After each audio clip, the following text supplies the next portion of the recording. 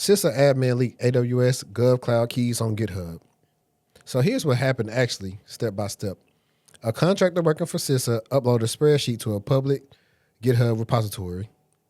That spreadsheet contained plain text passwords, AWS GovCloud access tokens, and other sensitive cloud credentials. Public means anyone on the internet could view and download the files, no login, no authentication, no nothing. GitGuardian researcher, I don't know how to say his dude's name, Ghulam Valadan, found the exposed credentials and tested them. They were valid and active. Valadan tried to report it directly to the contractor who maintained the GitHub environment, no response. Valadan then went to Brian Krebs, who published the story.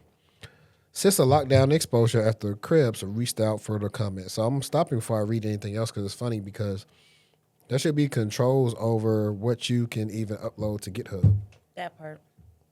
And why are y'all storing stuff in plain text and spreadsheets? But the funny thing is, CISA is supposed to be these people that's supposed to be the experts on stuff. At protecting the government. But I'm not going to lie, a lot of these contractors don't be knowing what they be doing. But a lot of people, a lot of American companies don't know what they're doing.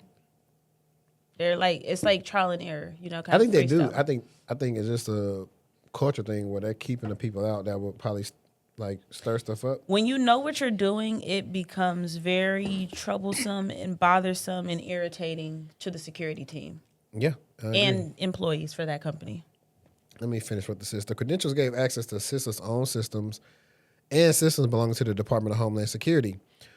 CISA's own published guidance explicitly says store passwords and secure password managers, not unprotected spreadsheets.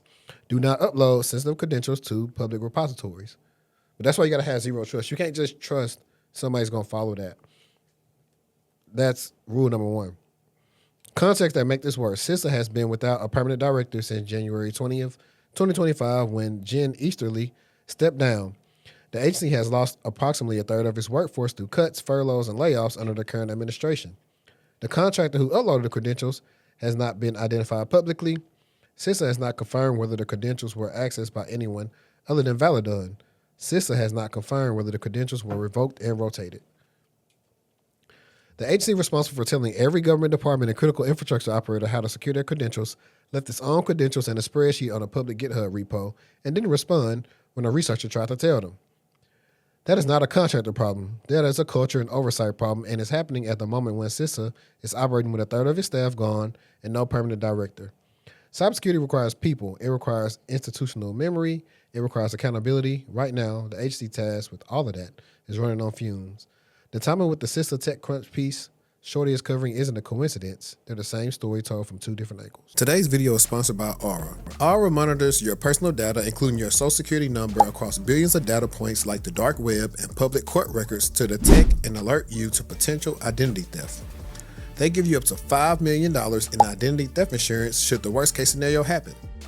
They also provide a bunch of other features to keep you safe online, all inside one app. You can go to my link right now, aura.com/textual chatter, to try 14 days for free. That'll be enough time for Aura to find out if any of your personal data is exposed. I highly recommend you do this right now because not only is the national public data not going to do anything to help you, they probably aren't even going to face any repercussions for this leak. I'm not leaving myself and my family vulnerable to data breaches. If you don't want either, you can go to aura.com/textual chatter to try 2 weeks for free. Now back to the video. I don't know, man. I think that it's, we know that layoffs are obviously a part of life, right? Mm-hmm. But I think that, like the article has said, because it's such a national security agency, why would we leave them without the proper leadership to prevail forward in protecting the security of our nation? I don't know.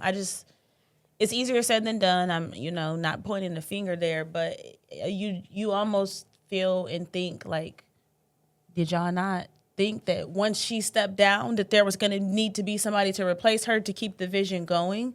Or there should just be more emphasis, I guess. I don't know. I don't have the perfect solution, but that is not it. It's not. And like I said, let's do something. Okay. We know you the purview queen. So hypothetically, this is a scenario question like you're on an interview. If you wanted to prevent people from uploading stuff like that to certain repositories, what type of control would you put in place for Purview? A DLP policy and also an IRM policy. DLP to help to say you cannot release this type of content from where X site. Like you can make it specific to that SharePoint site or whatever it may be, but you can get very granular and specific to if the document looks like, if it contains this, you can get very granular there. And then just from an insider risk perspective, so you have those signals to tell you this person, HD might be trying to do ABCD, or Destiny might be trying to be doing, ABCD. So you have the bells and whistles to alert you, and you can perform that investigation and dive deeper onto those. But DLP for sure. Yeah, I know. So from my experience of dealing with DLP,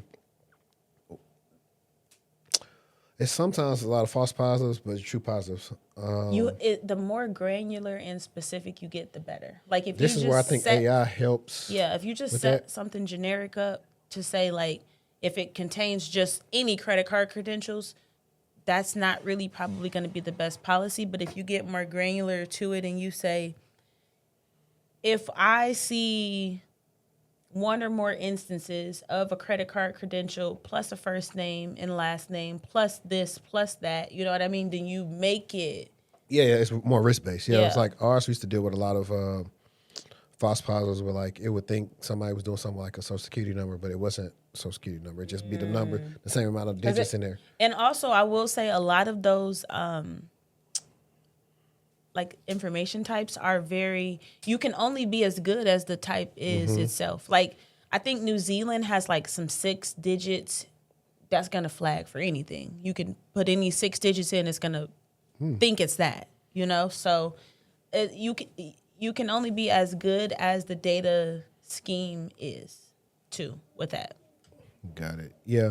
I think that's what I'll probably look for. So it's twofold. I would think of also doing DLP alerting, but then also make sure certain DLP alerts go to my 24/7 coverage. They need to go to the right people. So 1000%. outside of the DLP and the IRM team, it should also come to your SOC team just in case it's at a time when nobody's there, so they can actually and this is a simple mistake, but they could have called the person and, hey, what did you just upload? Or we saw what you just uploaded. Please, take that from GitHub now. That's not what you're supposed to do. You're violating the policy. Yep. Or you can actually automate that with AI for security operations and say, if you see this type of thing, analyze what was uploaded, send a message to the person's manager and them about they violated policy. Please take it down. Or I like AI in the investigation piece because it'll tell you like, okay, these alerts require your immediate attention. These are lower level alerts. And just because, and that doesn't go hand in hand with alert priority. You know what I mean? Because it could be a low level alert, but it could be a terrible situation. And it could be a high level alert in not that big of a situation as well. Okay. Let me see. What's your next title?